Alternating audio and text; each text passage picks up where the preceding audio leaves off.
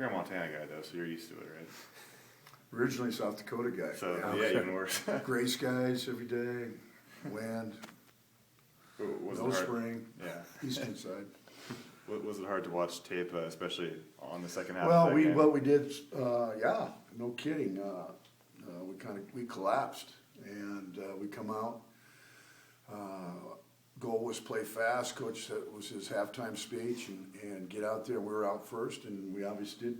First play, we get a pick.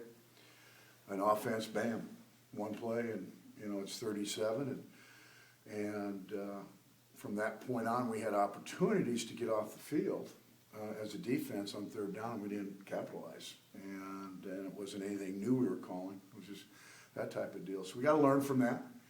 So Sunday, when we had our unit meeting, we just watched the second half and went through each play and.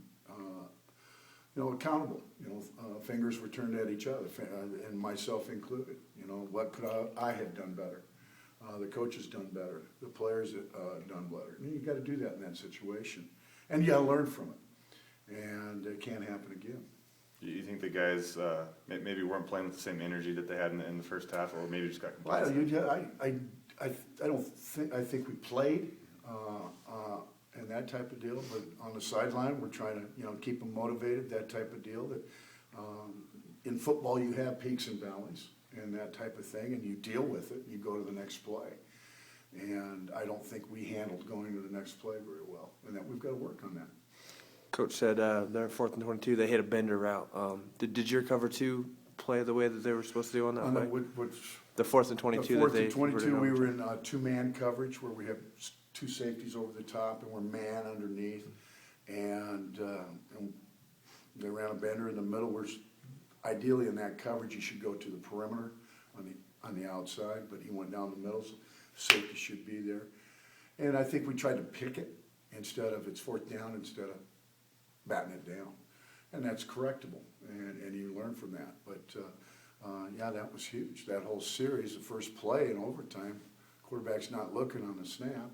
Hits him, and the ball's laying on the ground, and they kept going backwards after that. So, but again, you look at it, you correct it, you hopefully learn from it, and you move on.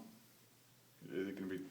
I mean, was it kind of hard to replace guys like Chris and 20 guys who are kind of your? Well, but our mentality, that's why they're starters, but. Our mentality is next man up, and our football team understands that. Whether you're on offense or defense, the game's not going to stop, and we got to keep playing. So the next guy, okay, get ready to go. With that said, how's changing things up with Mark out go? With Mark out, got Ed Hall's going to start at the will linebacker position, and he's had a great practice tonight. I think he was just in here, right? Mm-hmm. And he'll work there, and then. We cross-train. Caden's also worked the will position, but he'll be at Sam. So if we get into some emergency scenarios, then we can always move Chris from safety back to Sam. So we've got some flexibility there, but that's the way we'll start the game. You guys feel pretty flexible in the D-line, too, if 20 can't go on Saturday? Yeah. Again, we're cross-training. We've got Galen Ayers working inside, Kevin White working inside, even Kevin Shelton working inside. And Kalen Smith obviously doing a little bit more on the 4-man stuff versus the 3-4. So again, you get the next guy ready and you get him prepared, and let's go have fun. Ed seemed pretty confident just to start and step in and just make it seem like nothing's changed. What have you seen from Ed? I think that's a great attitude by Ed. This will be his first start, I believe, and I'm excited for him. I'm excited to watch Ed, and it's a big opportunity for him.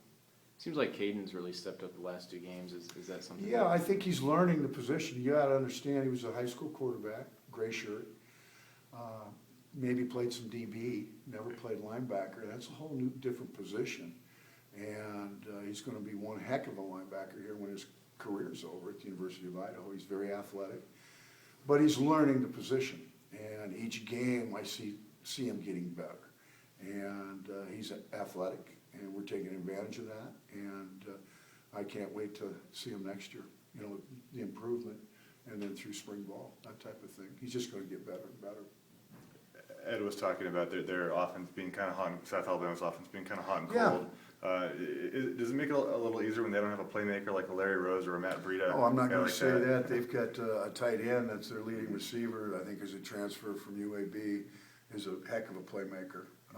And they've got a wide receiver, number 1, that's leads in yards, but not in reception, but tremendous speed. Their group of receivers, probably the best that we've seen so far, not counting USC. But, no, they work well together. They gotta get the ball to them and that type of deal.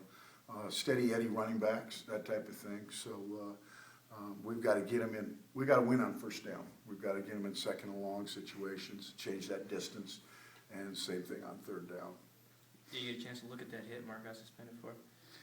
Yeah, Did you see any ill intent in malice there? it is what it is. Would you say that's the tackling method you guys, Mark used? The tackling, it wasn't a hat to head. I think they called for twisting an ankle or something like that after the play was over, if I'm correct on that. And we don't teach that. Thanks, Coach. You bet. Thank you, guys.